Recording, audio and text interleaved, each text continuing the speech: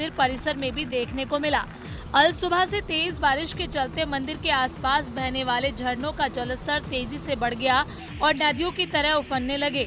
परिसर में बहता पानी इतना तेज था कि अगर कोई श्रद्धालु या आम नागरिक उसमें आता तो बह जाने का भी खतरा बना हुआ है। स्थिति की गंभीरता को देखते हुए सुंधा माता व्यवस्थापन समिति ने श्रद्धालुओं को अपील करनी पड़ी कि बहते पानी में न उतरें, जहां है वहीं ठहरे, किसी भी हालात में आगे न बढ़ें, अफवाहों से बचें और शांति बनाए रखें। तेज बारिश के चलते पहाड़ी ढलानों से गिरते झरनों ने रास्तों को काट दिया, जिससे मंदिर परिसर के भीतर फंसे सैकड़ों श्रद्धालुओं को परेशानी का सामना करना पड़ा। कुछ श्रद्धालुओं को बारिश से बचने के लिए घंटों तक मंदिर परिसर के अंदर ही रुकना पड़ा और बारिश थमने पर श्रद्धालुओं ने चैन की सांस ली। वहीं स्थानीय प्रशासन और पुलिस ने श्रद्धालुओं से अपील की है कि बारिश पूरी तरह थमने और जलस्तर सामान्य होने तक पहाड़ी रास्तों पर चढ़ाई या उतराई न करें। मंदिर में दर्शन आने की योजना फिलहाल स्थगित रखें। इंसान को जीते जी चाहे सुख मिले या ना मिले, लेकिन मरने के बाद तो इस संसार से नाता खत्म हो जाएगा और पुण्य आत्मा को मोक्ष मिल जाएगा। हर इंसान यही सोचता है। वहीं दूसरी ओर मरने के बाद शव यात्रा को रास्ता ही ना मिले तो इससे खराब बात और क्या हो सकती है। ऐसे ही एक मामले से हम आपको आज रूबरू करवाएंगे। ये पूरा मामला टोंक जिले का है, जहां अंतिम शव यात्रा को भी पानी में से होकर जाना पड़ा। टोंक जिले के मालपुरा में बारिश ने व्यवस्था की पोल खोल दी। यहाँ लांबा हरि सिंह इलाके में बारिश के बाद शमशान घाट तक में पानी भर गया। ऐसे में शव को लेकर 1 फीट पानी से होकर गुजरना पड़ा। शमशान घाट में भी पानी भरा होने से अंतिम संस्कार भी खुले में किया। पूरा मामला झारडी ग्राम पंचायत के लामिया जुनारदार गांव का है। करीब 1100 लोगों की आबादी वाले गांव में समस्याओं की भरमार है। जनप्रतिनिधियों से लेकर अधिकारियों को समस्या अवगत कराई, लेकिन अभी तक कोई सुविधा नहीं मिली। धौलपुर जिले के सैपाऊ उपखंड के एक गांव में 6 ढाणियों की तकरीबन 2000 आबादी बारिश के मौसम में जिंदगी को दांव पर लगाकर सफर करने को मजबूर है। यहां बारिश के कारण पार्वती नदी उफान पर है, जिसके ऊपर न तो पुल है न ही कोई सुरक्षित रास्ता। ऐसे में ग्रामीण ट्यूब को चारपाई के नीचे बांधकर उसे नाव की तरह इस्तेमाल करते हैं और बच्चों से लेकर बुजुर्ग तक इसी तरह निकटतम कस्बे तसीमा पहुंचते हैं। स्कूल जाने वाले बच्चे, बीमारों को भी बताया जा रहा है अस्पताल ले जाने वाले परिजन, रोजमर्रा की जरूरतों के लिए बाजार जाने वाले ग्रामीण सभी अपनी जान जोखिम में डालकर यह खतरनाक नदी पार कर रहे हैं। ग्रामीणों को हमेशा इसी खटोले पर निर्भर रहना पड़ता है। पार्वती नदी में जान जोखिम में डालकर नदी पार करना बच्चों और ग्रामीणों के लिए किसी खतरे से कम नहीं। हैरानी की बात तो यह कि अब तक इस प्रशासन ने समस्या पर ध्यान भी नहीं दिया। ग्रामीणों ने बताया कि कई बार नदी पर पुल या रपट बनाने की मांग पंचायत और प्रशासन से की गई, लेकिन अब तक सिर्फ आश्वासन ही मिला। ग्रामीणों ने प्रशासन से मांग की है कि जल्द से जल्द नदी पर रपट या पुल का निर्माण कराया जाए, ताकि बच्चों की पढ़ाई, ग्रामीणों की आवाजाही सुरक्षित हो सके। उत्तरकाशी के यमुनोत्री हाईवे पर स्थित सियाना चट्टी में रविवार को बादल फटने के बाद मलबा आने से झील बनी हुई है। देर रात तेज बारिश होने से झील में पानी बढ़ गया और नदी किनारे बने होटल में पानी घुस गया। यमुना नदी के जलस्तर बढ़ने से सियाना चट्टी पुल और कस्बे पर खतरा मंडराया हुआ है। वहीं पालीगाड़ में रात तेज बारिश से पाली नदी का जलस्तर बढ़ गया है, जिससे कि इस क्षेत्र में रहने वाले लोग दहशत के माहौल में हैं। उधर यमुनोत्री हाईवे पिछले 4 दिनों से बंद है।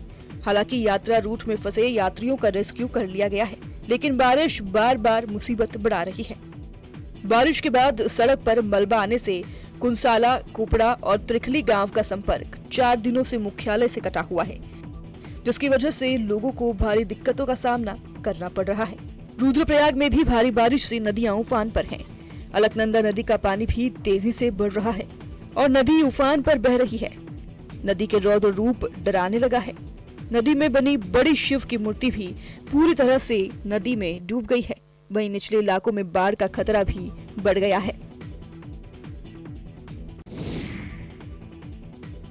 ये भयावह तस्वीरें चाईबासा से सामने आई है, जहां पर वैतरणी नदी में पानी बढ़ने से बाढ़ का खतरा मंडराने लगा है, जिसे देखकर इलाके के लोग दहशत में हैं। वहीं बाढ़ के खतरे को देखते हुए जिला प्रशासन भी अलर्ट हो गया है। बता दें कि ओडिशा के कनपुरा डैम से पानी छोड़े जाने पर वैतरणी नदी में बाढ़ का खतरा मंडराने लगा है। इसे देखते हुए चाईबासा के जगन्नाथपुर प्रखंड के नदी किनारे बसे 17 गाँव को अलर्ट पर रखा गया है। अब नई जानकारी मिल रही है कि कनपुरा डैम में निर्माणाधीन गेटों के भीतर की ओर बना मिट्टी का मेढ़ पानी के दबाव से क्षतिग्रस्त हो रहा है और इसके 1-2 दिनों में ही टूटने की आशंका भी है। कनपुरा सिंचाई परियोजना के मुख्य अभियंता प्रसाद रंजन पंडा के मुताबिक डैम गेट के अंदर बना मिट्टी का मेढ़ टूटा तो करीब 200 क्यूसेक पानी बाहर निकलेगा। इससे वैतरणी नदी का जलस्तर अचानक बढ़ेगा, लेकिन बाढ़ का खतरा कम होगा और नदी किनारे स्थित गांवों को भी ज्यादा खतरा नहीं होगा। लेकिन नदी में अचानक पानी बढ़ने से नदी में जाने वाले लोगों के साथ कोई अनहोनी न हो, इसको लेकर पहले से ही सूचना देकर अलर्ट किया गया है। प्रदेश के कई जिलों में जल जमाव की समस्या देखने को मिल रही है। इसके चलते लोगों को काफी परेशानियों का सामना भी करना पड़ रहा है। झालावाड़ में भी स्थिति कोई अलग नहीं है। कई फीट पानी से घिरे खानपुर उपखंड के गोलाना कस्बे में एक अलग ही नजारा देखने को मिला। जानकारी के अनुसार आगामी 6 जुलाई को गोलाना कस्बे के निवासी जंगम परिवार के एक युवक का विवाह होना है। ऐसे में विवाह पूर्व होने वाली माता पूजन के लिए बुधवार को मुहूर्त निकला था। बुधवार सुबह तेज बारिश होने से गोलाना कस्बे 3 से 5 फीट तक पानी में घिर गया, लेकिन शुभ मुहूर्त के चलते परिजनों ने पानी के बहाव के बीच ही माता पूजन की परंपरा निभाई और कमर तक पानी में दूल्हे के साथ परिवार की महिलाएं भी गीत गाती और नाचती माता जी के पूजन के लिए पहुंची। इस दरमियान इस अनोखे नजारे को देखने के लिए लोग सड़क किनारे इकट्ठा हो गए और महिलाओं का यह जिंदा दिल अनोखा अंदाज सभी को पसंद आया। बता दें कि जिले में मानसून के चलते नदी कई छोटी बड़ी नदियां उफान पर हैं, जिससे आम जनजीवन भी प्रभावित रहा। लेकिन जिले के गोलाना कस्बे में आई यह तस्वीर परेशानी के वक्त जिंदा दिली का एक अनोखा उदाहरण पेश कर गए।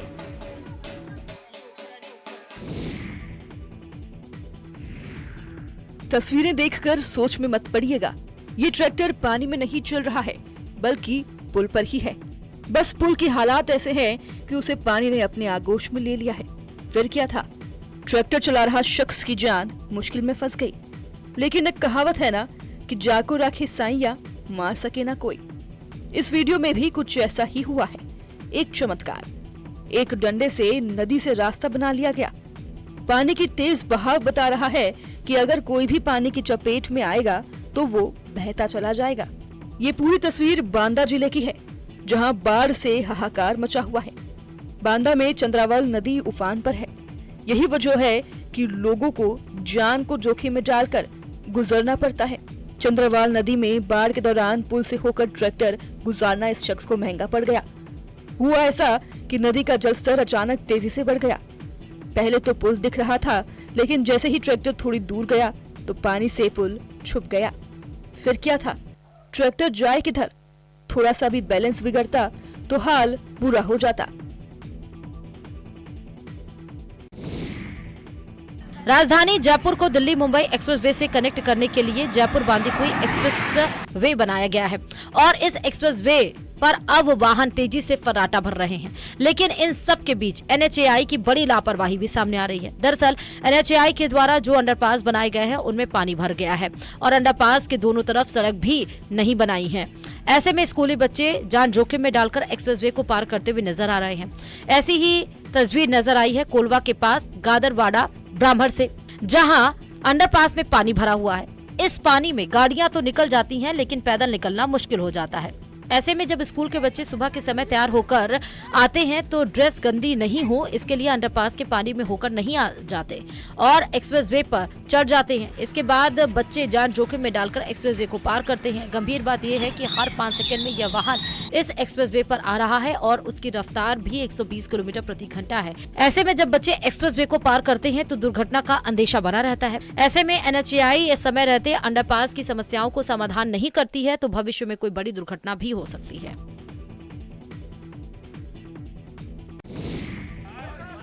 नया शैक्षणिक सत्र तो शुरू हो गया है, लेकिन सिरोही जिले के शिवगंज उपखंड के रोवाड़ा ग्राम पंचायत के अधीन आने वाले लखमावा बड़ा गांव के स्कूल में बच्चों की पढ़ाई की शुरुआत गंदगी, कीचड़ और दुर्गंध के बीच हुई। एक तरफ जहां विद्यालय खुलने से स्कूलों में रौनक लौट आई है, वहीं दूसरी ओर बच्चों के चेहरे पर मायूसी और चिंता साफ झलक रही है। बारिश के कारण स्कूल के पास जमा हुआ गंदा पानी और खुली नालियों से बहकर आई गंदगी बच्चों की पढ़ाई में बाधा बन रही है। स्कूल परिसर और आसपास की सड़कें कीचड़ में तब्दील हो गई हैं, जिससे बच्चों को स्कूल पहुंचने में भारी दिक्कतों का सामना करना पड़ रहा है। स्थानीय लोगों का कहना है यह स्थिति हर साल बारिश के दौरान बनती है, लेकिन ना तो जनप्रतिनिधि इस ओर ध्यान दे रहे हैं और ना ही स्थानीय प्रशासन। ऐसे हालात में सवाल उठता है कि आखिर बच्चे इस माहौल में कैसे पढ़ेंगे, और जब आधार की गंदगी में सना हो तो भविष्य कैसे उज्जवल होगा। ये सिर्फ एक गांव की तस्वीर नहीं है, बल्कि कई ग्रामीण इलाकों की यही हकीकत है। करौली जिले के श्री महावीर जी कस्बे में स्थित कैला देवी मंदिर की स्थापना के 4 वर्ष पूर्ण होने पर भव्य धार्मिक आयोजन किया गया। चतुर्थ स्थापना दिवस के अवसर पर मां कैला देवी को 56 भोग अर्पित किए गए और फूलों से सुसज्जित भव्य झांकी सजाई गई। इस दौरान बड़ी संख्या में श्रद्धालुओं ने मंदिर पहुंचकर माता के दरबार में धूप लगाई और पूजा अर्चना कर सुख समृद्धि की कामना की। माता के दर्शन करने से श्री महावीर जी कस्बे से ही नहीं, आसपास के अन्य स्थानों से भी लाखों लोग बड़ी संख्या में श्रद्धालुओं ने मंदिर पहुंचकर पूजा पाठ की। शुक्रवार को मंदिर में कन्या पूजन, हवन और प्रसादी वितरण का आयोजन होगा। इससे पहले बुधवार को माता की पोशाक अर्पण यात्रा का आयोजन किया गया। यह यात्रा गाजे बाजे के साथ चौबे जी मंदिर से शुरू होकर कैला देवी मंदिर तक निकाली गई, जहां माता को श्रद्धा पूर्वक पोशाक अर्पित की गई।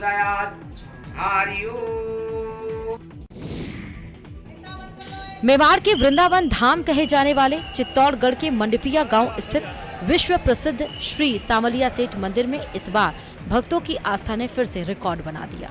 24 जून को खुले भंडार की गिनती जारी रही। अब तक कुल 22 करोड़ 76 लाख राशि की गणना की जा चुकी है। अभी भी नकदी और आभूषण की गणना शेष है। 24 जून को कृष्ण पक्ष की चतुर्दशी के दिन भंडार खोला गया था। भंडार खोलने के साथ ही उसी दिन गिनती का काम भी शुरू किया गया। पहले ही दिन श्रद्धालुओं द्वारा चढ़ाए गए 10 करोड़ 25 लाख रुपए की गिनती हुई थी। 25 जून को अमावस्या के कारण उस दिन गिनती नहीं की गई। इसके बाद 26 जून को दोबारा गिनती शुरू हुई और उस दिन 1 करोड़ 80 लाख रुपए गिने गए। तीसरे चरण में 4 करोड़ 55 लाख रुपए, तो चौथा राउंड में 5 करोड़ 16 लाख रुपए गिने गए। पांचवें चरण की गणना में 1 करोड़ 71 रुपए की गणना की गई। वहीं ऑनलाइन भेंट कक्ष और दान पात्र से निकले सोना चांदी के चढ़ावे का तौल होना बाकी है और अनुमान है कि सोना चांदी की गिनती के बाद यह आंकड़ा और चौंका सकता है। श्री सामलिया सेठ की कृपा से चढ़ावे की ये बारिश आस्था की वो मिसाल बन रही है जो हर महीने मंदिर को नहीं बल्कि करोड़ों दिलों को जोड़ती है।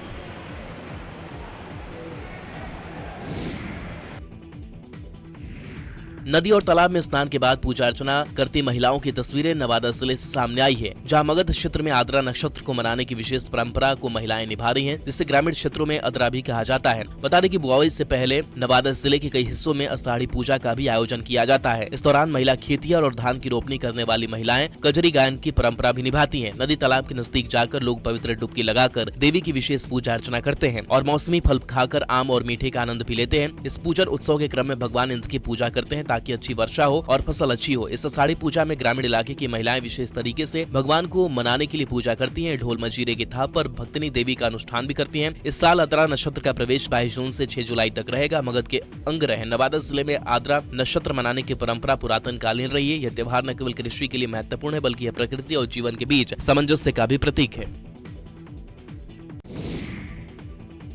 क्या आपने उड़ने वाली